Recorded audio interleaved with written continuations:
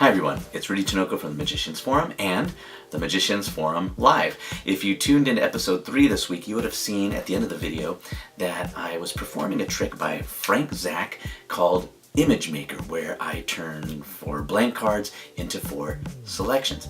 It is a great little trick, and Frank has been kind enough to allow me to teach you how to do it. Now I'm going to show you my handling. Frank's handling is fantastic. It's just that I can't perform a turnover pass. He told me I should actually videotape myself to make sure that it is as bad as I think it is, and I did that. And it only served as a confirmation that my turnover pass sucks. So I adjusted the handling slightly. But the good thing also about Frank's handling is that at the end, you're reset. So you can go and perform it again for the next table. It's a real worker in that sense. Where mine, unfortunately, you just have to do a little bit of fiddling to get it back into order. But this works for me. I hope you like it. I'm going to start by showing you the principle behind how I forced 4 cards, as you saw in the demo, 4 cards on my bride. So here is how we do that. I was hoping that some of you would be fooled by the handling of that effect based on the fact that my wife shuffled the deck, dealt out 4 cards, and I made those blank cards become the cards that she randomly chose. Well, it wasn't so random. Using the Gilbreth principle, I was able to accomplish that. Now, for those of you who aren't familiar with the Gilbreth principle, I would encourage you to get this book. It's called Magical Mathematics by Percy Diaconis. I don't know if that's how you pronounce his name. And Ron Graham, and it's in chapter 5 where they explain the Gilbreth principle. To be quite honest, I still don't understand how it works. They have all sorts of equations in there. If you're into mathematics, I'm sure it might make sense to you. It makes no sense to me, but the phenomenal thing is you don't have to know how it works. It simply works pretty much automatically. So I'm going to demonstrate how I did that for the particular effect in question here, Image Maker by Frank Zak, and then I'll show you how I use it in another trick. So I'm going to move the camera down here to my table so you can see what I'm doing. Okay, now some of you are probably wondering why I didn't just riffle force 4 cards, which of course you could do, but that wouldn't have fooled you. So I intended to fool you, and again, I got lucky that my wife happened to cut at a breather crimp. I'm going to explain that in just a moment, but let me show you what's going on here. First of all, I have 2 halves of the deck here that are in a particular sequence. In this case, I have this sequence of 4 cards repeated. Ace, 9, 7, Queen, Ace, 9, 7, Queen, Ace, 9, 7, Queen, so on and so forth in both halves. Now, I'm going to show you that this Queen is crimped, breather crimped, so that it would be a bottom cutting breather, which means you're going to put the work into that card here while it's face down. Okay, that's here. You can Google that and figure out how to do a breather crimp. I'm not going to explain that right now.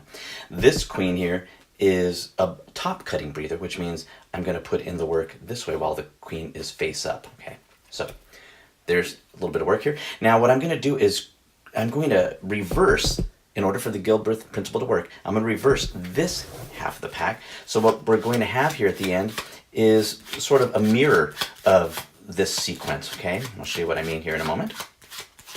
Now what I have here, because I crimped that one, this Queen, when you put these together, what you'll see is that you can just cut right to those 2 halves, because that's what needs to happen here in just a moment in order to have the Gilbreth principle work. So when I started the trick, I had the deck in this mirrored order. So now you have Queens, 7s, 9, Ace, Queen, 7, 9, Ace, and it's reversed, and so you have aces here. All right. So I said to my wife, why don't you go ahead and shuffle the pack? So she cut to the breather. If she did not, the principle, I don't believe, will work. I'm not going to try that now, but I'm just going to cut this directly at the break here and riffle shuffle these. It doesn't have to be perfect. In fact, it can be all sorts of jacked up, okay? But believe it or not, right now, if I deal 4 cards here, 1, 2, 3, 4, or another 4 here, 1, 2, 3, 4, and all the way through the pack here, what will happen is I'm going to have that Ace, I'm going to have the 9, the 7, and the Queen. Guaranteed. Now, they're not going to be in any particular order, but you're guaranteed to have, look, Ace, 9, a 7, and a Queen. Here, Ace, 9, 7, Queen. They just happen to be in the same order, but look, now Ace, Queen, 7, 9. But those 4 cards that I needed to perform Frank's trick were right there. Okay, so now that you see how I forced those 4 selections on my wife, I'm going to now walk you through the handling. So I'm going to redirect the camera here to the table so you can see it. So here's what you need in order to perform Frank Zak's Image Maker. I have 5 cards here. These two, the Ace of Diamonds and the Nine of Spades, are blank backed. Okay? And over here, these seem to be in different cards, and they are, but on the back of them are cards that match these two. So I have the Nine of Spades and the Ace of Diamonds with the Queen of Hearts and the Seven of Hearts on the back. Here's the setup. You take the Nine of Spades, place that on top of the Ace of Diamonds. Both of those are blank back.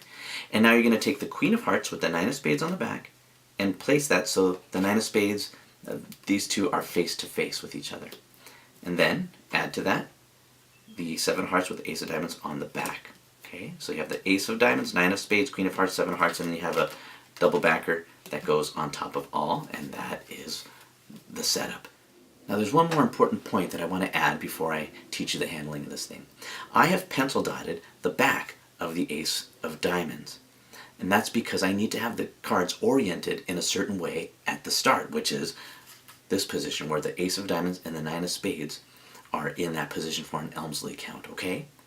So, when you're ready to perform the trick, you pull out the cards, make sure that they are face up in your hand, and I just give a quick little turn of the cards to show both sides being blank, and then you perform an Elmsley count to show that the 4 cards are blank. Now, I'm not going to teach you how to do the Elmsley, but you just do an Elmsley count to show, reinforce that they are, in fact, blank. Now, you're going to see that in the video, that I waved the cards over each selection, and that's because when I get to the Queen of Hearts, I'm going to need to do a twirl change, so I want to get them used to that action. Okay, so I start by waving this over the Ace of Diamonds, which is going to be the first card to appear. Do an Elmsley count, and look, there's the Ace of Diamonds. Okay, wave them again over the Nine of Spades. Another Elmsley count, and now you have the Nine of Spades appear. Now, you're going to need to put this this blank card third from the top. So, what if you can push both of these over, whatever you want to do, but get this third from the top.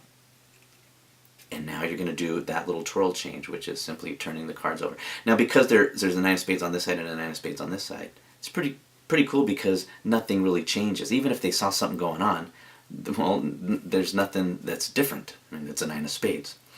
So you just, and what I'm doing there, if you didn't see, is I'm just taking my forefinger, as I'm waving, turn that over this way. Okay. Now, you're going to do an Ascanio spread. Now, what I'm going to do is draw off the Nine of Spades onto my palm, okay, and then pull the top card with my thumb, and this is a triple between my fingers, and I'm going to place my middle finger on the bottom of this triple card in my right hand to show the Queen of Hearts. So that is an Ascanio spread. And I'm going to take this card, which is actually 2 cards, I'm going to take that double and place it on top. Okay, so it would be, I'm going to try that again.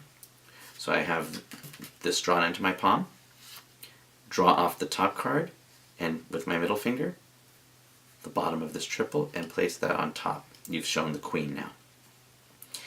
Wave this over the last card, which is the Seven of Hearts, and then you just do a normal Ascanio spread, which is draw off with your thumb this card, not all the way into your hand, but just drawing it this way to your left. With your middle finger, draw off the bottom card, and then with your ring finger, you're going to pull that Queen. So you have this action, okay? But that's actually from the Ascanio book, and I won't teach you really how to do that, but you can really move this double in a way that shows singularity. Okay. And then I'm going to take that and place it third from the top, which is underneath that Queen, and then square it all up. Now you're going to do this move, I forget what it's called. I will put a reference on it at the bottom of the screen, which is essentially, I think it's from Mark D'Souza who's taught that, but you're going to hold this from the corners, your thumb and your ring finger. I also place my ring finger here to stop it from twirling. So you're going to hold it from the corners, and then I kind of pull up and pull down at the same time. It's kind of hard to do slow, but you do that and it'll flip over. And you're in perfect position now to do another Elmsley to show that they are blank, and then put these cards away. I am incredibly grateful to Frank Zak for his generosity and allowing me to teach you how to do this fantastic little trick. I think you're going to enjoy performing it for your audiences, so learn it and get out there and do that. So that's it. Until next time, bye.